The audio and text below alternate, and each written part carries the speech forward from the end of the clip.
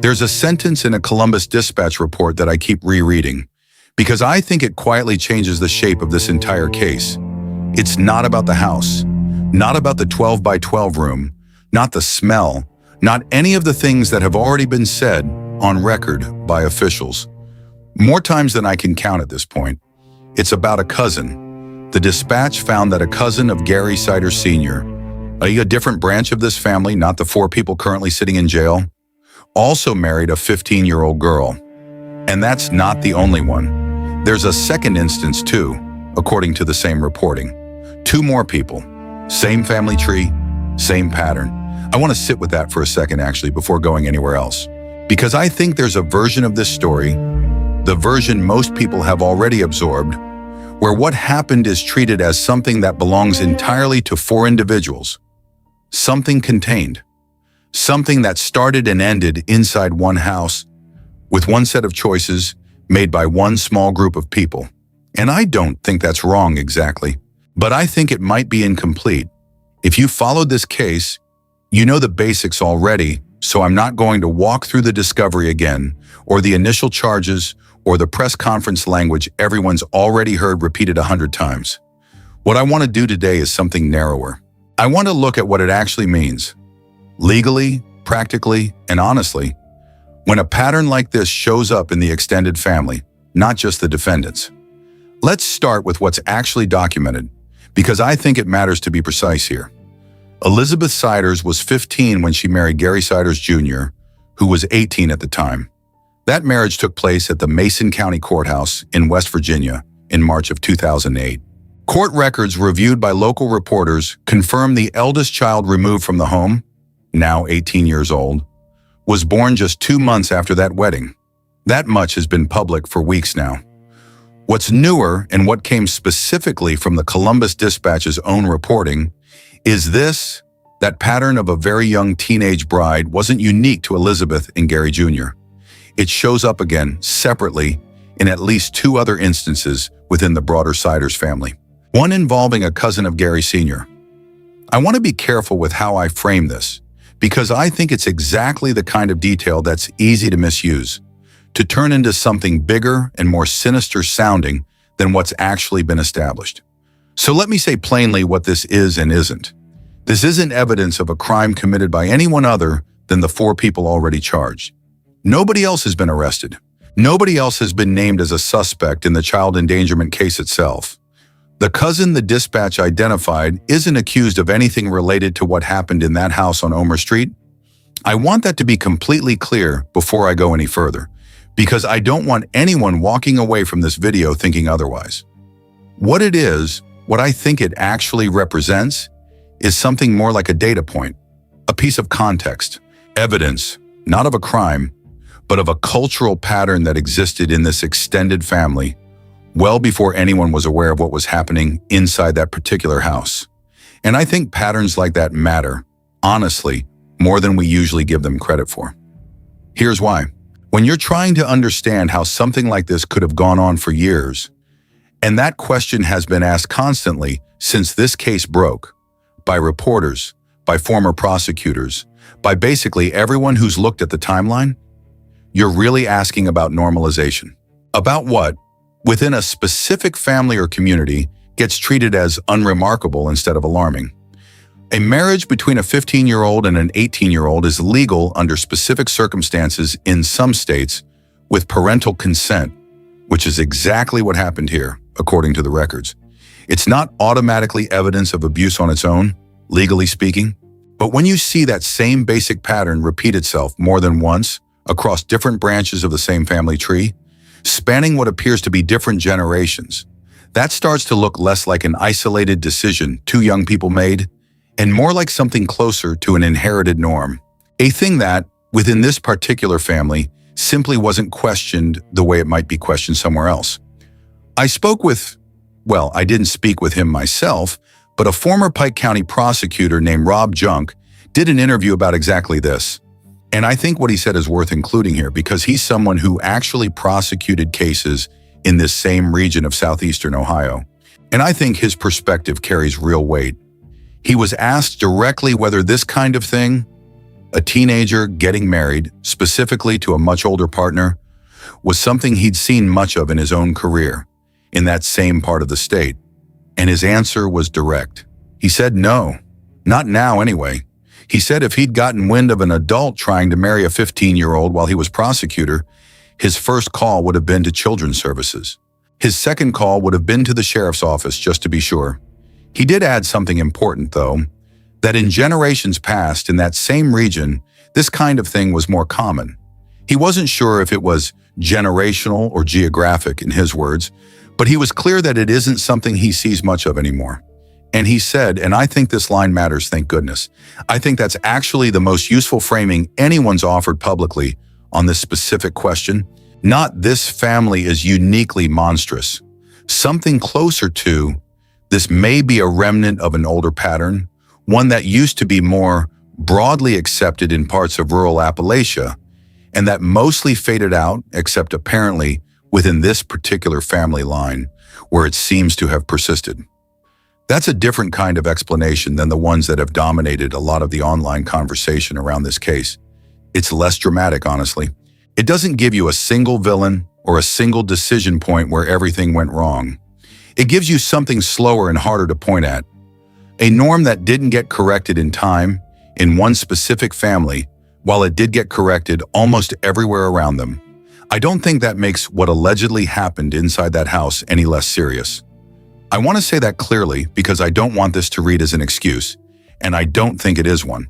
Officials have described conditions inside that home as severe enough to warrant felony charges against 4 adults, each facing 16 counts of child endangerment. That part of the story hasn't changed, and nothing about a broader family pattern changes it either. What it does do, I think, is help answer a question a lot of people have been asking without quite framing it this way. How does something like this go unquestioned for so long by so many people? In a family that clearly had more members than just the 4 now facing charges. Extended family, according to multiple relatives who've spoken publicly, did have some level of contact with Gary Jr. and Elizabeth over the years, even if that contact became less frequent as time went on.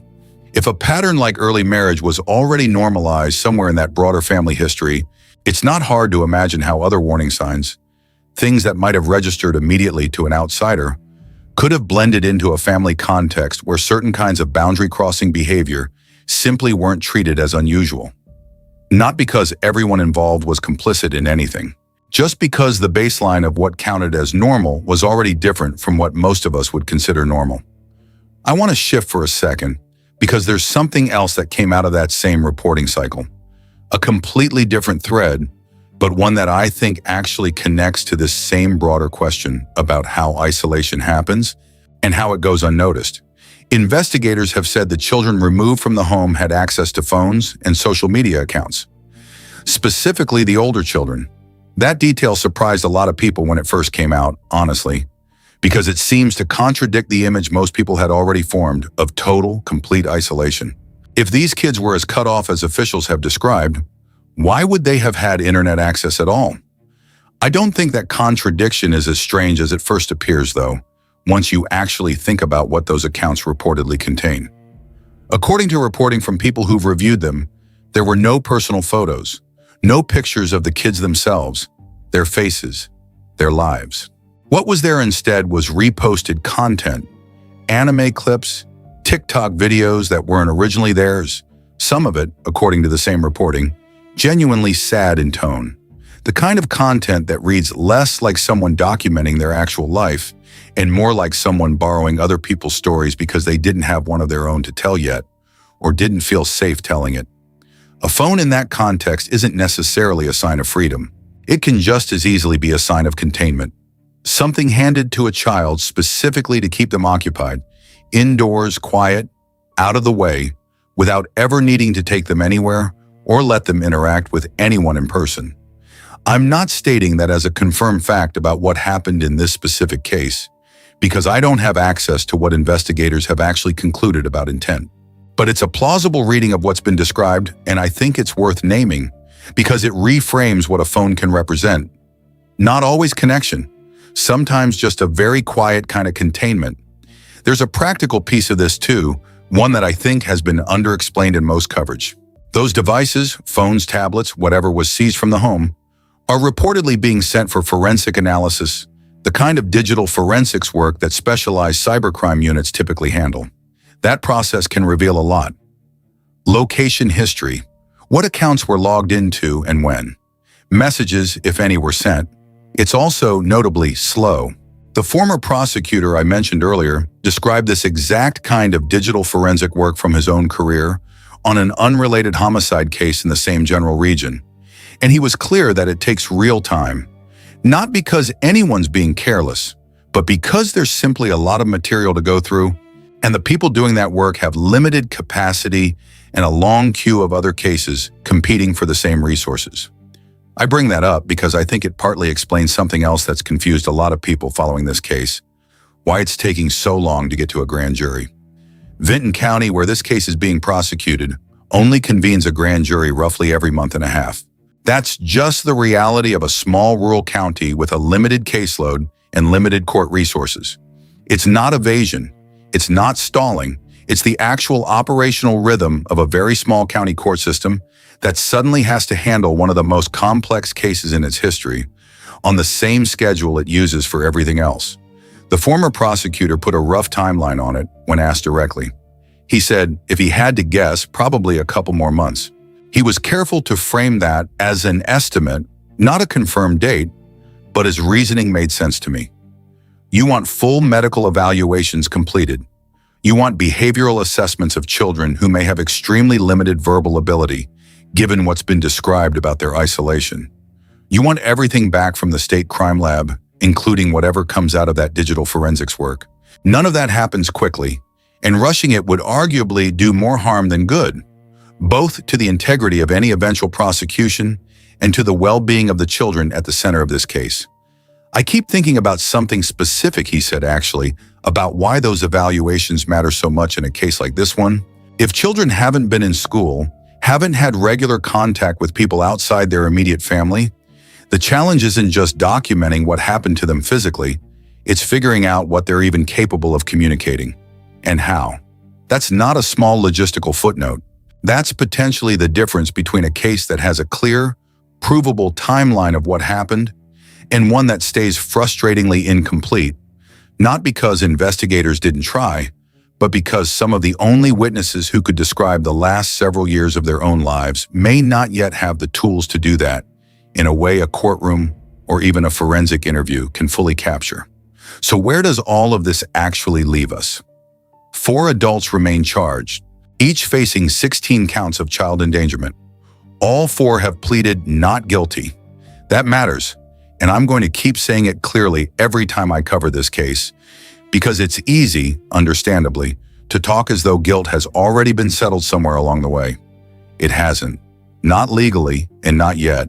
A gag order remains in place covering officials' public statements about Gary Siders Jr.'s case specifically.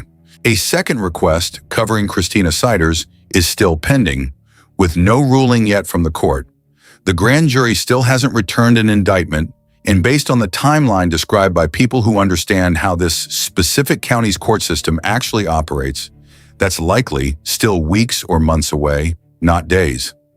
And now, sitting alongside all of that, there's this additional piece, a documented pattern of early teenage marriage that appears more than once in this extended family, identified through actual investigative reporting, not speculation.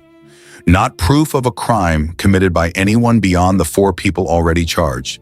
Just a thread, a piece of context that helps explain something people have been struggling to understand since this case first broke. How a family could apparently move through years of increasingly isolated, increasingly difficult circumstances without anyone close enough to notice sounding a serious enough alarm in time. I don't think the thread resolves the case. I don't think it's supposed to. What I think it does is add one more layer to a picture that keeps turning out to be more complicated and more rooted in a longer history than the first wave of headlines suggested. We'll keep following this as it develops, and we'll bring you what's actually confirmed, sourced, and verified. Not speculation dressed up as revelation, and not a neater story than the one the evidence actually supports.